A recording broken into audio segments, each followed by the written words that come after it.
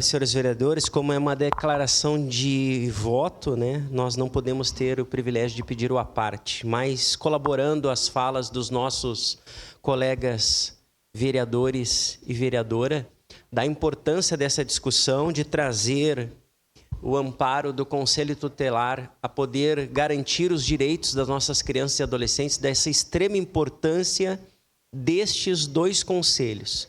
Nós sabemos que há muito tempo, desde a primeira legislatura de 2017 que nós estivemos aqui, a gente sempre, junto com os nobres colegas que fizeram parte da Frente Parlamentar em defesa dos direitos das nossas crianças e adolescentes, nós discutimos fazer com que esses dois conselhos tutelares, no mínimo, viesse ser 4 conselhos tutelares distribuídos em nossa cidade.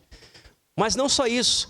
Não adianta nós termos a ampliação, colega vereador Garbim, vereador Andressa e os demais, de conselhos tutelares se nós não tivermos uma política pública em consonância com todos os órgãos de defesa dos direitos das nossas crianças e adolescentes, que é o judiciário, que é políticas públicas para a educação, para a saúde, porque essas faltas de garantias muitas vezes acontecem por nós não termos esses serviços em consonância para que essas crianças possam ser defendidas da melhor forma possível.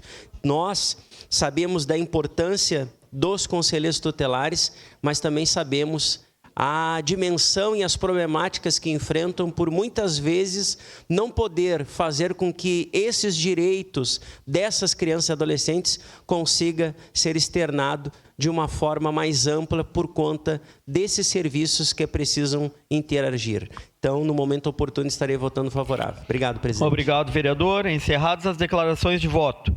Passemos a